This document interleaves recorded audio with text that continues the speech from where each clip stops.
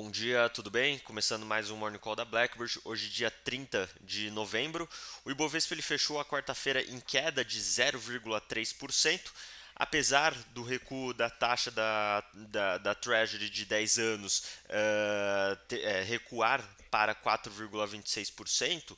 O Ibovespa ele teve um dia de realização de lucros junto com os índices americanos. E entre os desempenhos do pregão, destaque ali para a queda de 1% da Petrobras, em meio à espera da sua Assembleia Geral Extraordinária, e também expectativas em relação à reunião da OPEP+. Em relação à renda fixa, as taxas futuras de juros fecharam em níveis próximos aos ajustes da sessão anterior, com viés de queda nos vértices de médio e longo prazos. A curva ela voltou a perder inclinação, favorecida pelo aumento do apetite ao risco no exterior e pela queda dos rendimentos dos títulos do Tesouro dos Estados Unidos. Em relação aos mercados globais, nos Estados Unidos os futuros estão levemente negativos, em torno de 0,1%. O mercado está ansiosamente aguardando a divulgação do PCE, a métrica de inflação favorita do Fed. E nos demais mercados, os futuros eles amanhecem em alta, por exemplo, na Europa subindo em torno de 0,4% e na Ásia em torno de 0,3%. O setor de petróleo e gás ele sobe em torno de 1,76%, com indicadores apontando uma demanda fraca. Em relação à economia, a atividade econômica nos Estados Unidos cresceu acima do inicialmente estimado no terceiro trimestre. A segunda leitura do PIB do período mostrou crescimento de 5,2%, a taxa anualizada com o ajuste sazonal, acima da leitura inicial de aumento de 4,9%.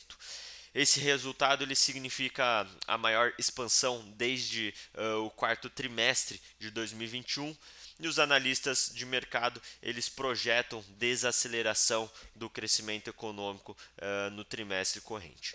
E na China, os índices de gerente de compras, o PMI, de novembro, vieram abaixo do esperado. A atividade industrial ele continuou em território contracionista, enquanto o setor de serviços apresentou a leitura mais fraca desde dezembro de 2022.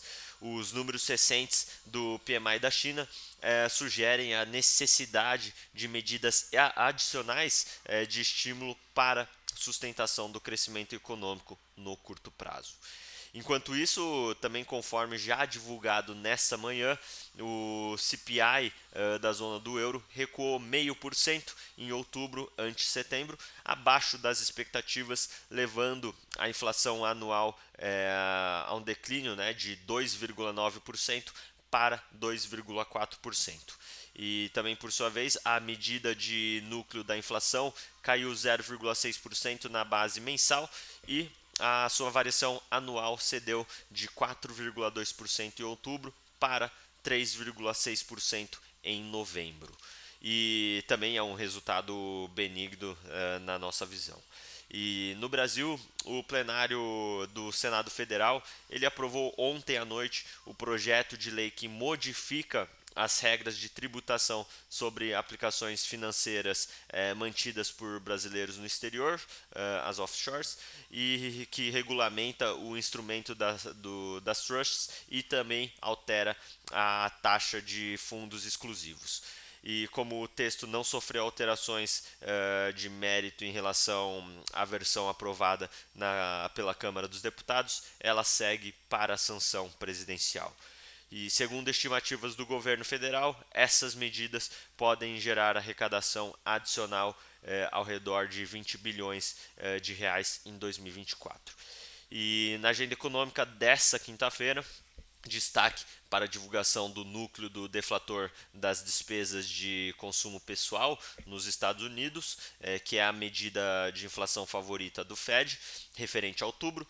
A expectativa do mercado ele aponta para uma variação mensal de 0,2%, o que reduziria a inflação acumulada em 12 meses de 3,7% para 3,5%.